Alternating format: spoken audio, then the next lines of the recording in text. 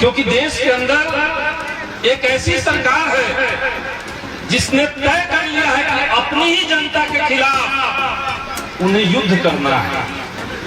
जनता पर युद्ध थोपा जा रहा है प्रधान, क्योंकि मोदी जी चाहते हैं कि जो तमाम गरीब गुरबे हैं, किसान मजदूर के बच्चे हैं, उनको किसी हाल में पढ़ने नहीं देंगे। तो इतना फीस बढ़ा दो कि कोई गरीब का बाल बच्चा जो है वो कॉलेज में पहुंचे ही नहीं। तो हमारे वोट से चुनी हुई सरकार आज सामंतों के लिए, उद्योगपतियों के लिए, जो गुंडे मवाली हैं, जो महिलाओं को छेड़ने वाले लोग हैं, उनके बलात्कार करने वाले लोग हैं, उनके लिए सरकार काम कर रही है। में मौजूद आसपास के इलाके से आए हुए तमाम ग्रामीणों को, माताओं बहनों को, बड़े बुजुर्गों को, नौजवान साथियों को मैं अपनी तरफ से क्रांतिकारी लाल सलाम पेश करता हूं। साथियों, आज से 40 साल पहले कॉमरेड गुणेश्वर महतो ने जो संघर्ष इस पूरे इलाके में किया और जिस तरीके से सामंती ताकतों ने उनकी हत्या की, तो एक बात तो साफ है कि सामंतों को लगता है, शोषण करने वालों को लगता है कि एक व्यक्ति को अगर मार देंगे तो लड़ाई रुक जाएगी, लेकिन लड़ाई रुकी नहीं। ऐसे तमाम लोग आते गए, शहादतें होती गई, और आज हकीकत है कि इस पूरे इलाके में कोई सामंत चाहे कि किसी गरीब दलित पिछड़े को दबा के रखे, उसकी मजदूरी नहीं दे, तो उसकी हिम्मत नहीं होती है। ये आज की सच्चाई है।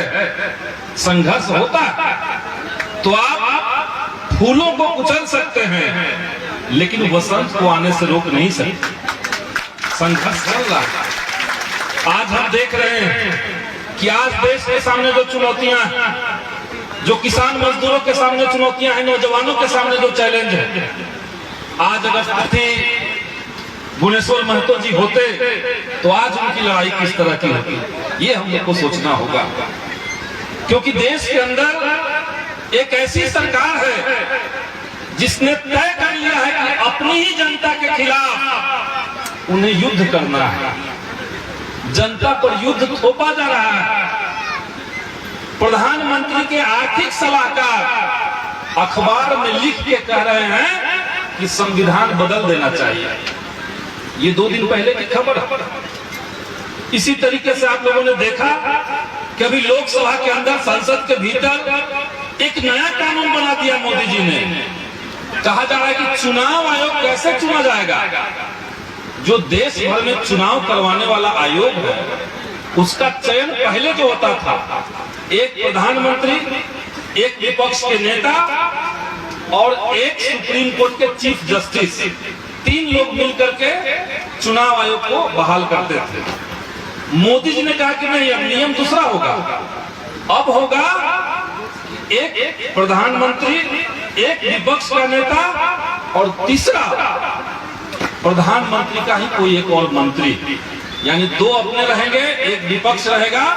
यानी देश के भीतर पहले जो लुक छिप करके ये लोग संविधान और लोकतंत्र की हत्या कर रहे थे, अब इनका मिजाज यहाँ चला गया है कि खुलेआम देश के अंदर संविधान को, लोकतंत्र को, बराबरी के अधिकार को, सबकी हत्या कर रहे हैं। तो ये कठिन दौर तो है। 2020 में जब कोरोना की महामारी चल रही थी, उस समय देश के लोग ऑक्सीजन की कमी से मर रहे थे। सरकार ने उसका उपाय करना नहीं सोचा, बल्कि उस समय एक नया कानून लाया, नई शिक्षा नीति। और नई शिक्षा नीति में क्या कहा जा रहा है, बिहार में भी लागू हुआ है नई शिक्षा नीति। 4 साल का बीए का कोर्स हो गया, और जब 3 साल का बीए चल रहा था बिहार में, तो 6,000 रुपए उसका फीस था। 3 साल का कोर्स 6,000 में।